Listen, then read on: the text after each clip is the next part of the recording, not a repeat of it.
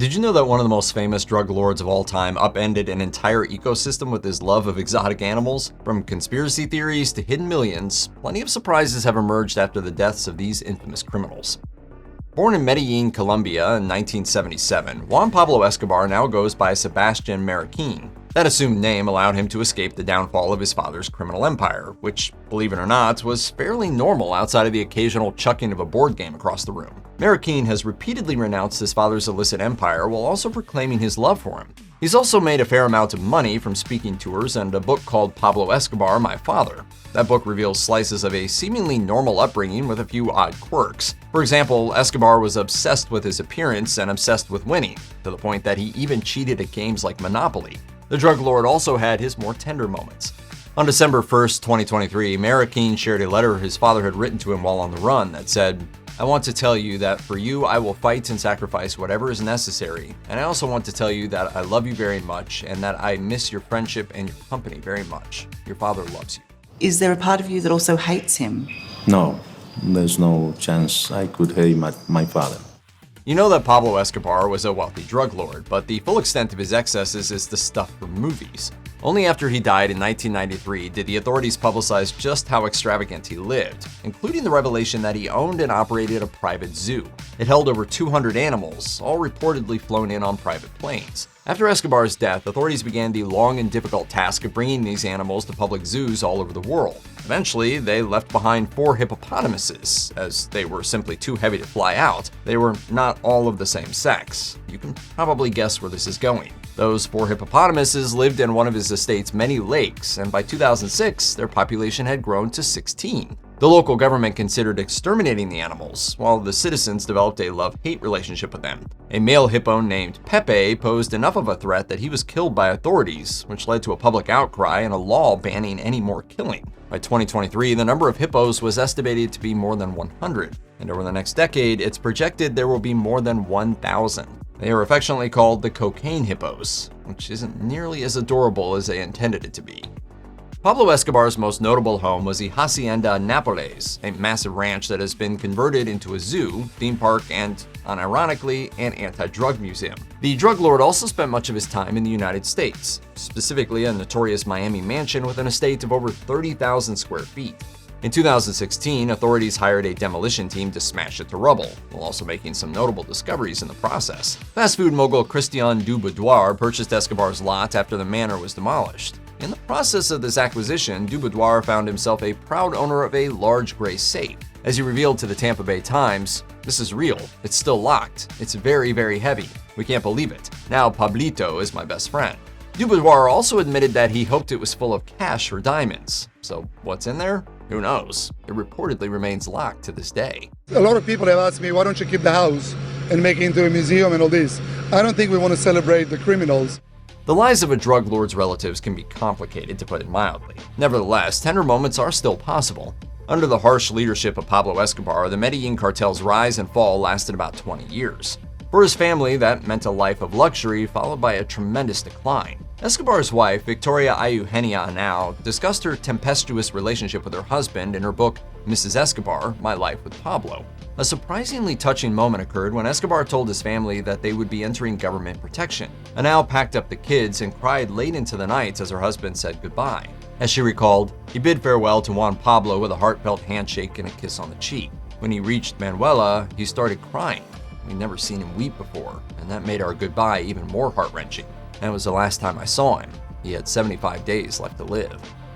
Carlos later was born in Colombia in 1949, and he was only 25 when he ended up in jail. That was where he met a man named George Young. Turns out Young had a decent business importing marijuana into the US, but later saw an opportunity to traffic cocaine instead, which led to a very lucrative business partnership.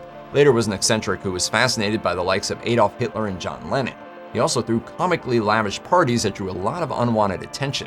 In 1987, Colombian authorities raided his compound and sent him to the United States for trial. He spent decades in prison and later revealed a secret about a much more famous drug lord. In later's 2024 memoir, Life and Death of the Medellin Cartel, he claimed that the U.S. Attorney General's office sent him paperwork that revealed Pablo Escobar's connection to his arrest. As he recalled, even though several lines of the text were crossed out with black marker in the document, it was possible to see that Pablo Escobar was the person who had handed Carlos later over to the Medellin police. Griselda Blanco operated an empire during the turbulent cocaine cowboy wars of the late 1970s. She was one of the most innovative leaders of the era, revolutionizing the drug trade with a brazen creativity. Blanco was also known by the nickname The Godmother, which was appropriate considering her love of the classic 1972 film The Godfather. She leaned into that obsession when she named her fourth son Michael Corleone Blanco. Just ignore the fact that she mispronounced Corleone. At least he lived up to his fictional namesake when he became the first member of his family to go straight. His parents both sincerely hoped that he would drag the entire bloodline toward legitimacy. Michael discussed his family's wishes for him during a 2024 interview with Business Insider. He mentioned how he considers his connection to his mother's actions a generational curse, though he also noted, "I'm the first Blanco to bring legit money home, and I'm so happy and proud of that." Michael also revealed that his late mother and brothers frequently told him, "You have to show the face for the family. You have to make this legit." And indeed, Michael has now accomplished that goal. Yo te dije que lo iba a hacer, baby. I miss you so much, Gordita. Amaro Carrillo Fuentes was notoriously reclusive during his rise to power. Almost all of his criminal empire was kept under wraps until his passing, and his death raised plenty of new mysteries. Carrillo was known as Lord of the Skies for his obsession with private planes and a fondness for using them to move millions of dollars worth of cocaine. His heyday was in the mid-1990s, and many consider him the smartest operator in his illegal industry. This contributed to plenty of controversial beliefs about his otherwise mundane passing. In July 1997, Carrillo died while undergoing plastic surgery, reportedly to increase his anonymity. Countless journalists took photos of his dead body during his wake. Because he died while trying to change his face, many people came to believe that he actually faked his own death and escaped with a new look. In 2015, his cousin Sergio Carrillo told the Latin American news network Telesur, "Amaro is fine. He's alive. He had surgery and also had surgery practiced on some poor unfortunate person to make everybody believe it was him." Why change your face at all, bro? These theories remain commonplace, even though there's no concrete evidence to support them.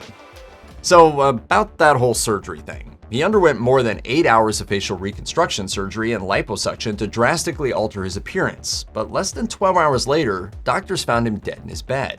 Professionals later determined that the cause of death was a heart attack while under anesthesia. While nobody seemed to suspect foul play on the part of the doctors, the police immediately claimed that the physicians went into hiding. Just a few months after the surgery, 2 of those doctors were found dead. The scene certainly looked suspicious, as their bodies were bound, gagged, and stuffed into barrels with signs of torture. These bizarre circumstances led many to believe that Carrillo faked his own death and killed his doctors to keep his secret.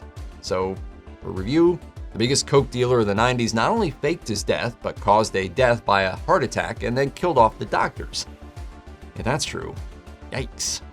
Jose Gonzalo Rodriguez Gacha grew up extremely poor in Colombia. He did all he could to escape poverty, ending up in the shady emerald business before his 30th birthday. That made him fairly wealthy, and then when he joined forces with Pablo Escobar, he became one of the richest men of his era. He eventually became an icon in the small village where he was born by waving around stacks of cash, and he ultimately accrued so much money that most of it outlived him. In the aftermath of a big earthquake, hundreds of homeless peasants stood in line to receive handouts of cash. After Gacha's death, the military seized his massive farm property known as Cuernavaca. They discovered several huacas, which are traditional Colombian buried tombs full of valuables. One of them contained more than $10 million, or another held more than $8 million. Gacha was also fascinated with precious metals, as he hid silver and gold all over his properties. It's been said that he dug tunnels to move safely between several homes, leading many civilians to raid Cuernavaca after his passing in desperate hope of finding even more of his cash. It's also entirely possible that the largest huaca is still hidden beneath a massive lake behind the house.